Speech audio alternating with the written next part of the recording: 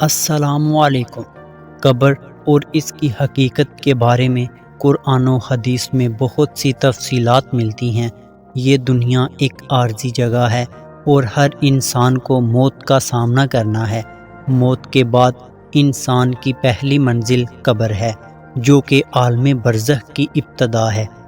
حدیث میں آتا ہے کہ قبر انسان کو مخاطب کرتے ہوئے کہتی ہے، میں تنہائی کا گھر ہوں، میں مٹی کا گھر ہوں، میں اندھیروں کا گھر ہوں اور میں کیڑوں کا گھر ہوں۔ قبر ہر انسان کے لیے مختلف ہوتی ہے، اس کے اعمال کے مطابق۔ نیک انسان کے لیے قبر جنت کے باغوں میں سے ایک باغ بن جاتی ہے۔ گناہگار انسان کے لیے قبر جہنم کے گڑھوں میں سے ایک گڑھا بن جاتی ہے۔ قبر کی پہلی رات وہ وقت ہے جب انسان کو اس کے اعمال کے مطابق جزا یا سزا کا آغاز ہوتا ہے۔ اس کا ذکر احادیث مبارکہ میں تفصیل سے ملتا ہے۔ جب انسان کو دفن کیا جاتا ہے تو سب لوگ واپس چلے جاتے ہیں۔ انسان ان کے قدموں کی آواز سنتا ہے، لیکن وہ کسی کو پکار نہیں سکتا۔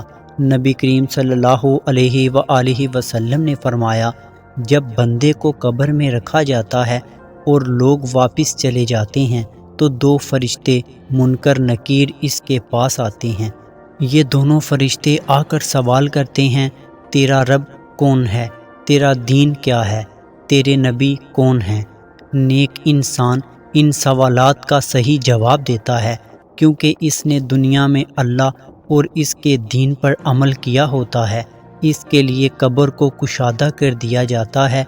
جنت کی خوشبو اس کی قبر میں آتی ہے اور اس کو جنت کا لباس پہنایا جاتا ہے۔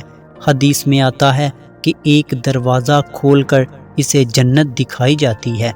گناہگار انسان ان سوالات کا جواب نہیں دے پاتا۔ وہ کہتا ہے، میں نہیں جانتا۔ اس پر فرشتے سخت عذاب کرتے ہیں۔ اس کی قبر تنگ کر دی جاتی ہے، یہاں تک کہ اس کی پسلیاں ایک دوسرے میں دھنس جاتی ہیں۔ جہنم کی آگ اور بدبو اس کی قبر میں داخل کی جاتی ہے۔ حدیث میں آتا ہے کہ جب انسان کو دفن کیا جاتا ہے تو تین چیزیں اس کے ساتھ جاتی ہیں، اس کا مال، اس کے رشتہ دار، اس کے اعمال، لیکن واپس صرف اس کے اعمال جاتے ہیں۔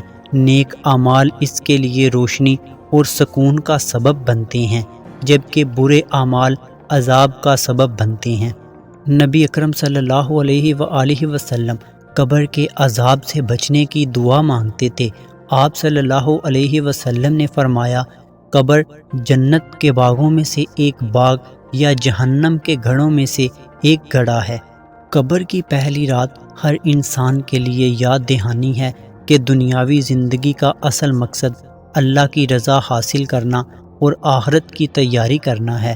ہمیں چاہیے کہ نیک اعمال کریں، گناہوں سے بچیں اور ہر وقت اللہ سے مغفرت طلب کریں تاکہ ہماری قبر جنت کا باغ بنے۔ وما علینا الا البلاغ المبین۔